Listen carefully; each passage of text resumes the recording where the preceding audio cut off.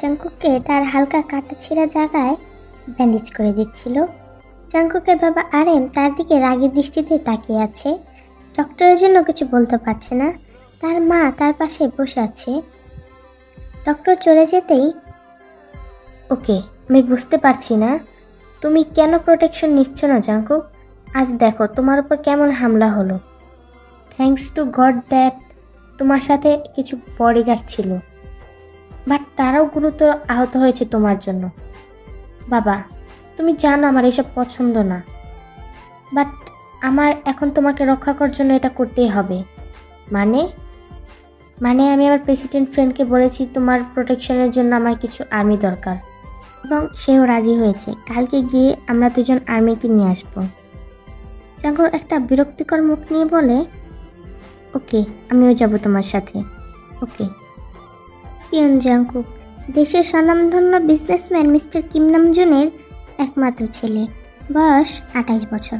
পড়াশোনা শেষ করে কিছুদিন হলো বাবার কাজে যোগ দিয়েছে।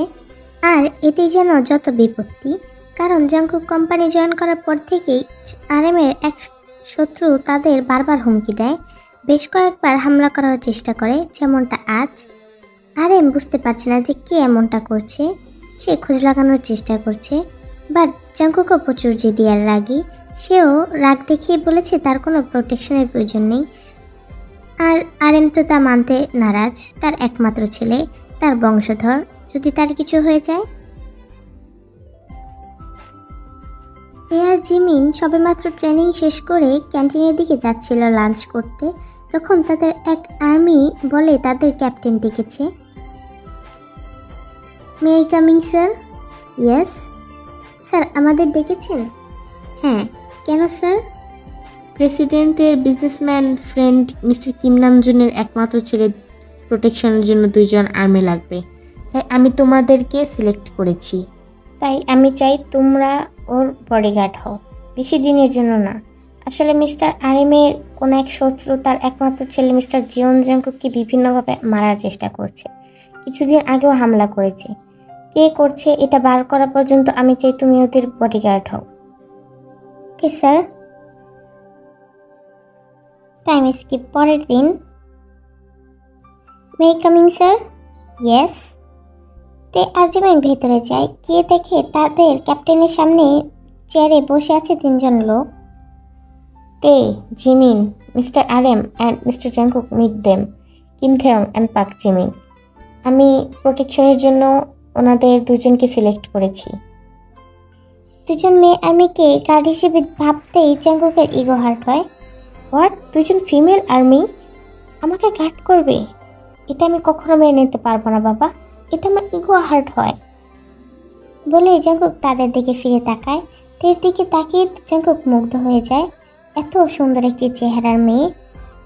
জাংকুক, ওরা এই ক্যাম্পাসের সবথেকে প্রফেশনাল অ্যান্ড ওয়েল ট্রেন্ডেড আর্মি। ওদের সামনে তোমার মতো 10 জন ছেলে কিছুই না। এক নিমিষে তাদের মাটির সাথে মিশিয়ে দেওয়ার ক্ষমতা রাখে ওরা। এটা শুনে জাংকুক মনে মনে বলে, দেখে তো মনে হয় না। বাহ, এত পাওয়ার, বেশ। জাংকুক উঠে দাঁড়ায়। না, ফিমেল গার্ড দিলে আমি রাজি আছি, তাহলে কখনোই না। বলে জাংকুক গদগদ করে হেঁটে রুম থেকে বেরিয়ে যায়। জাংকুক, আমার কথা শোনো। সুগা বাবা, যাও তো, ওকে একটু গিয়ে বোঝাও ছেলেটা যে কেন এখন তো রাগ দেখায়। জি আঙ্কেল, আমি দেখছি। বলেই সুগা জাংকুকের পেছনে পেছনে যায়। বলো তো ক্যাপ্টেন, এখন আমি কি করি এই ছেলেকে নিয়ে? এত জেদ ছেলেটার। ওনাকে যা ইচ্ছে করতে দিন। মানে তুমি জানো ওর উপর কত বিপদ? যে কোনো সময় ওর উপর আবার হামলা হতে পারে। সেটাই হতে দিন। হোয়াট? আমি আর জিমিন ওনাকে গোপনে গার্ড করব, যাতে আমরা তাড়াতাড়ি মেন কালপ্রিটকে ধরতে পারি। বাহ, গুড আইডিয়া, গ্রেট। তোমরা তো বেশ professional. I am so Impress. আমি তোমাদেরকে ওর গার্ড হিসেবে নেব। তোমাদেরকে আমি দরকার পড়লে আমি এক্সট্রা পে করব। তোমরা শুধু আমার এই জেদি ছেলেটাকে দেখে রাখো। এটা তো আমাদের ডিউটি স্যার। বেশ, তাহলে শুরু করা যাক। জি স্যার। Time skip. 2 দিন পর। জাংকুক সবেমাত্র কোম্পানি থেকে বের হবে বাসার উদ্দেশ্যে যাওয়ার জন্য। তার সাথে 4-5 জন বডিগার্ড আছে। আজ হঠাৎ কিছু লোক তাদের উপর হামলা করে, 8 থেকে 10 জন এমন লোক হবে। তাদের সাথে জাংকুকের বডিগার্ড পেরে উঠতেছিল না। বেশ কিছুক্ষণ পর বডিগার্ডরা আর পেরে ওঠে না। হামলাকারীরা যখনই জাংকুকের দিকে এগিয়ে আসবে তখনই 2 জন আর্মি ড্রেস পরা লোক এসে তাদেরকে থামায় এবং তাদের সাথে ফাইট করতে থাকে। তারা আর কেউ না, তারা তে আর জিমিন, যারা কিনা মাস্ক পরেই ফাইটটা করতেছিল।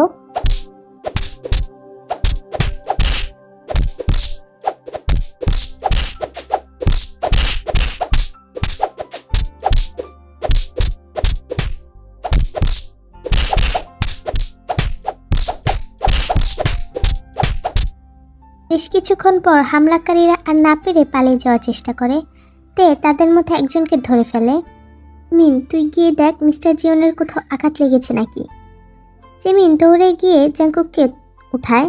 জাংকুকের তেমন ব্যথা লাগেনি, শুধু কিছু কিছু জায়গায় ছিলে গিয়েছে। Mister Jeon, are you okay? Yes, thank you for saving me.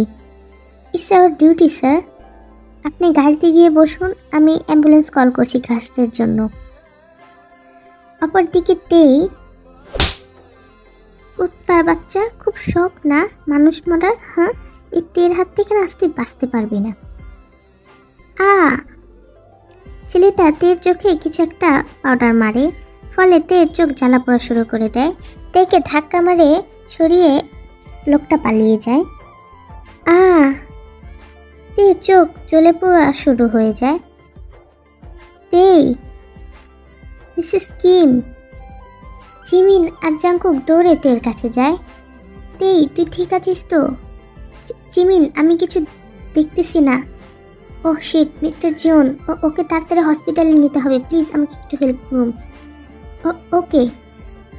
Jungkook তেকে কোলে তুলে নেয় এবং দৌড়ে নিজের কারে নিয়ে যায়। জিমিনও তার পেছনে পেছনে যায়। হসপিটাল থেকে সবাই বাসায় যায়। সবাই সোফার উপর বসে আছে। তেদের ক্যাপ্টেন এখানে ছিল। তে, এবার ব্যাপারটা এক্সপ্লেন করো তো।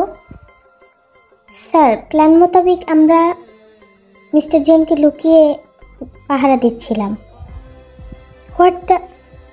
জাংকুক, হ্যাঁ তেমা, তুমি বলো। ওটা দেখে বুঝতে পারলাম শত্রুরা হয়তো আপনাকে খুব ভালো করে চিনে। মানে কি বলতে চাচ্ছ তুমি? মানে আপনাদের যে শত্রু, তারা আপনাদের বিষয়ে খুব ভালো করে জানে, আপনাদের গতিবিধি, কখন কোম্পানিতে যান কখন আসেন। যার জন্য আজ যখন মিস্টার জিওন কোম্পানি থেকে বের হয় ঠিক তখনই তার উপর হামলাটা হয়। আমরা ভেবেছিলাম গার্ডসরা হয়তো সামাল দিতে পারবে।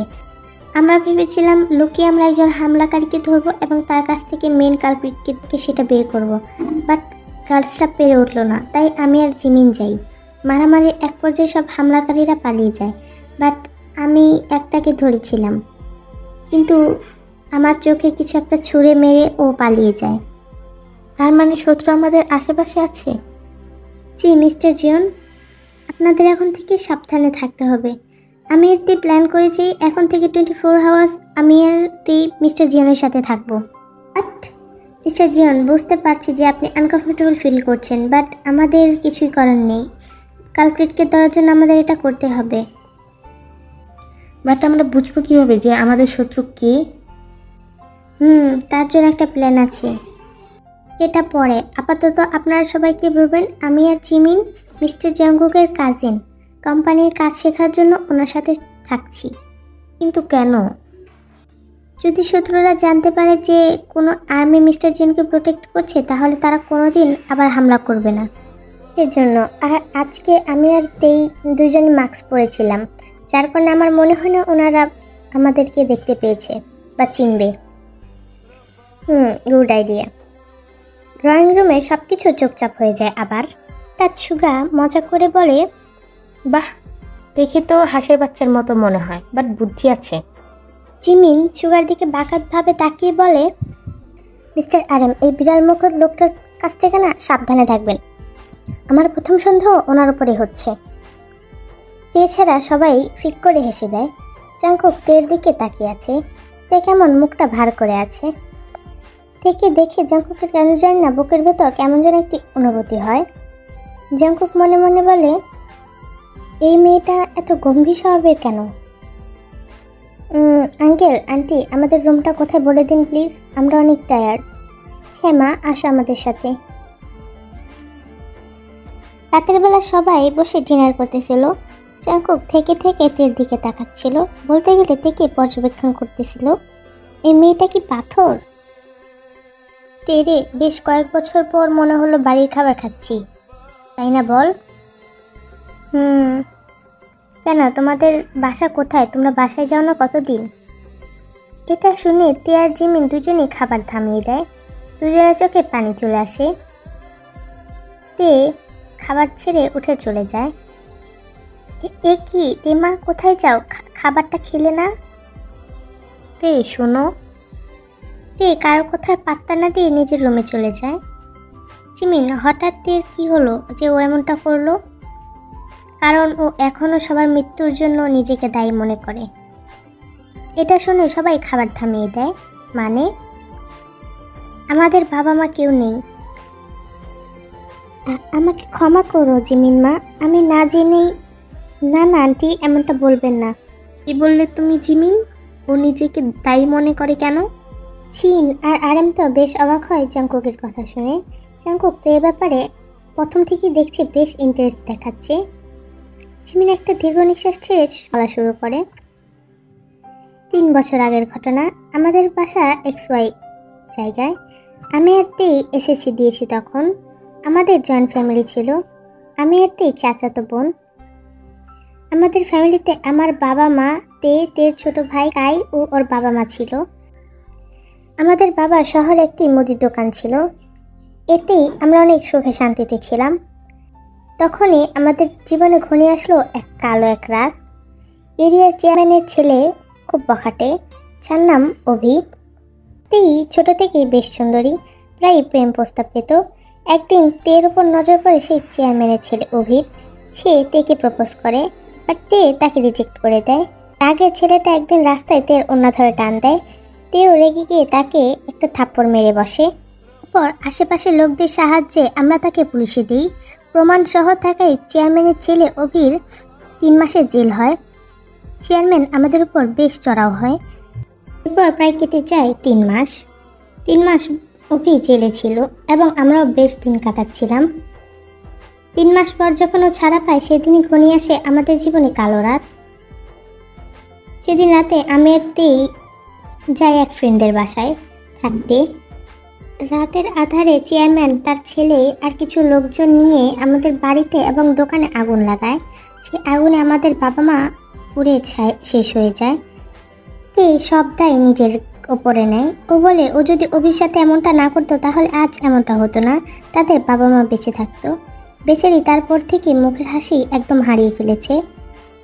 সবটা শুনে সবার চোখে পানি চলে আসে।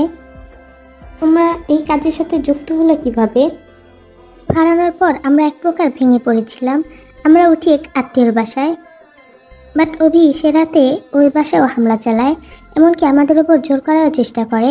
বাট আমরা কোনোভাবে ওখান থেকে পালিয়ে পাশে থাকা এক আর্মি ক্যাম্পাসে ঢুকে পড়ি। ওখানকার ক্যাপ্টেনকে আমরা আমাদের সবটা প্রবলেম খুলে বলি। আমাদের হাইট এবং বয়স থাকায় আমাদের তারা কাজে নেয়। কাজের পাশাপাশি এখন আমরা পড়াশোনা চালিয়ে যাচ্ছি। তোমরা অনেক কষ্ট করেছো তেমা, তোমাদের কষ্টের একদিন অবসান হবেই। তুমি ঠিক বলেছো জিমিন মা। লাইফে যদি কোনোদিন তোমাদের কোনো সমস্যা হয়, তোমরা প্লিজ আমাকে জানিও। আমি সর্বোচ্চ চেষ্টা করব তোকে হেল্প করতে। তাহলে জাংকুক স্যারের কাজটা মিটে গেলে আমাদের একটা হেল্প করেন। কি হেল্প আমাকে বলো। আর কাজ মেটানোর প্রয়োজন নেই, আমি তার আগে তোমাদের হেল্প করব। আমাদের হয়ে আমাদের করা কেসটা আপনারা প্লিজ রিওপেন করবেন। অভি ও তার বাবার সব কাজের প্রমাণ আছে আমাদের কাছে, বাট কেস সংক্রান্ত কাজে গেলে আমাদের চাকরি চলে যেতে পারে। ওকে, তুমি সব ইনফরমেশন আমাকে দাও, আমি কালকে গিয়ে কেসটা রিওপেন করব। আমি তোমাদের সঠিক বিচার পাইয়ে দেব, আই প্রমিস। বাট কেসে সব কিছু তো তের কাছে। ওকে, আমি নিয়ে আসবো বলেই জাংকুক তের রুমের দিকে যেতে নেয়। জাংকুক তের রেখে যাওয়া খাবারটাও হাতে করে তের রুমের দিকে নিয়ে যায়। আরএম, জিন আর জিমিন তো অবাক দৃষ্টিতে জাংকুকের দিকে তাকিয়ে আছে। এদিকে জাংকুক তের রুমের সামনে গিয়ে দেখে তে ল্যাপটপে কাজ করতেছিল। আসতে পারি? ইয়েস স্যার, আপনি এখানে কোনো কাজ আছে? জাঙ্কুক খাবারের প্লেটটা তের সামনে ধরে। খেয়ে নাও, খাবার অপচয় করা ভালো না। আমার খেতে ইচ্ছে না। আমি বলছি তেই চুপচাপ খেয়ে নাও। জাঙ্কুকের ধমক শুনে তে চুপচাপ আবার খেতে শুরু করে। তো সব প্রমাণ তো আছে তোমাদের কাছে, ওটা আমাকে দাও। মানে মানে চেয়ারম্যান আর তার ছেলে অভির বিরুদ্ধে। তে খাওয়া থামিয়ে দেয়। আপনি কিভাবে? জিমিন বলেছে আমি তোমাদের হেল্প করতে চাই, সব ইনফরমেশন দাও আমাকে। তার কোনো প্রয়োজন নেই। তে আমরা তো পাওয়ারফুল লোক এই শহরে নেই, ওরা আমাদের বিরুদ্ধে কথা বলতে পারবে না, তাই বলছি আমাকে দাও, আমি আর বাবা তোমাকে হেল্প করব। তে কিছুক্ষণ ভাবার পর বলে, okay thank you sir. Sir নয়, চাঙ্কুক। চাঙ্কুক বলে ডাকবে এখন থেকে। ঠিক আছে। Time skip. এইভাবেই দিন চলতে থাকে। চাঙ্কুক আর তে অনেক কমফোর্টেবল হয়ে যায়। চাঙ্কুক তে আর জিমিনকে তাদের কেসের বিষয়ে বিভিন্নভাবে হেল্প করতে থাকে, বাট সুগা আর জিমিন তো কোনোভাবেই মিলতেছিল না, সবসময় ঝগড়া করেই যেত। প্রায় 6 মাস পর আজ কেসের শেষ ঘোষণা দেওয়া হবে। সব প্রমাণ তেদের পক্ষে থাকায় তেরা কেসটা জিতে যায়। চেয়ারম্যানের যাবজ্জীবন কারাদণ্ড, তার ছেলের ফাঁসি হয়। তে আর জিমিন অনেক খুশি। তে আমরা আজ আমাদের ফ্যামিলিকে ন্যায় দিতে পেরে। তে আর জিমিন দুজনেই কান্না করছে। এই খুশির মুহূর্তে তোমরা কান্না করছো কেন? থ্যাঙ্কস জাঙ্কুক অ্যান্ড সুগা ভাইয়া, আপনারা না থাকলে হয়তো এটা কখনোই পসিবল হতো না। থ্যাঙ্কস বলার কিছু নেই তেই। Thank you Jungkook. এটা বলে তে একটা মুচকি হাসি দেয়, যেটা দেখে তো জাঙ্কুক ফিদা। এই প্রথম থেকে হাসতে দেখলো সে। ওয়েলকাম, তোমার মুখে যেন হাসিটা এভাবেই বদ্ধ থাকে। Time skip. সবাই জাঙ্কুকদের লিভিং রুমে বসে আছে। 6 মাস তো হয়ে গেল, এখন তো কোনো হামলা হলো না। আমার মনে হয় আমরা কে এটা হয়েছে। তো এখন কি করব? কিছু একটা তো করতেই হবে। কিছু একটা ভেবে আইডিয়া। কি? আঙ্কেল, আপনি জাঙ্কুকের এঙ্গেজমেন্ট ফিক্সড করুন। তুমি সব কি বলছো তে? আমার এঙ্গেজমেন্ট মানে? সিরিয়াসলি? আর কার সাথে আমার এঙ্গেজমেন্ট? জাঙ্কুক শান্ত হও, এটা অরিজিনাল এঙ্গেজমেন্ট না। মানে কি বলতে চাচ্ছ তুমি? ফেক এঙ্গেজমেন্ট মানে? আঙ্কেল, আপনি এখন একটা ঘোষণা করবেন যে জাঙ্কুকের ওপর থেকে সব বিপদ কেটে গিয়েছে। সেই খুশিতে আপনি একটি পার্টি দেবেন, আর সেই পার্টিতে এঙ্গেজমেন্ট হবে জাঙ্কুক আর সানার। সানা কে? তুমি কি আর্মি সানার কথা বলতেছো? তখন আপনাদের সূত্র এটা জানতে পারবে, তারা আবার জাঙ্কুকের উপর হামলা চালানোর চেষ্টা করবে, আর তারা ভাববে সিকিউরিটি কম থাকবে, আর এই সুযোগটা আমরা নেব। আমরা পার্টিতে লুকিয়ে থাকব। বাহ, গ্রেট আইডিয়া। বাট সানা কেন? অন্য মেয়ে কেন নয়? কেই বাই সানা? আমি। সবাই পেছনে তাকিয়ে দেখে আর্মি ইউনিফর্ম পরা একটি মেয়ে। ও, তুই চলে এসেছিস, বস। তুমি সানাকে কেন? স্যার, ফেক এঙ্গেজমেন্টের জন্য আমাদের একটি মেয়ে দরকার, যেখানে যদি আমরা সাধারণ একটি মেয়ে সিলেক্ট আর বাই এনি চান্স যদি আমাদের পজিশন নিতে লেট হয়ে যায়, তাহলে ওই মেয়ের অনেক ক্ষতি হতে পারে। তাই আমরা সানাকে সিলেক্ট করেছি, কারণ নিজের সাথে সাথে ও জাঙ্কুককেও প্রোটেক্ট করবে। জিনিয়াস তুমি সত্যি জিনিয়াস। ঠিক আছে, আমাকে বলে দাও কি কি করতে হবে, আমি সব করব। তোমার বুদ্ধি কিছুটা তো তোমার বোনকে ডোনেট করতে পারো। সবাই হেসে দেয়। আমি বলেছি না, এই বিড়ালের বাচ্চা যেখানে থাকবে সেখানে আমাকে ডাকবি না। বলেই কটমট করতে করতে নিজের রুমে চলে যায়। জিমিন, শুনে যা। বাদ দাও, তাহলে আঙ্কেল আর স্যার কাজ করা যাক। Time skip. 7 দিন পর আজ সেই ফেক অনুষ্ঠান।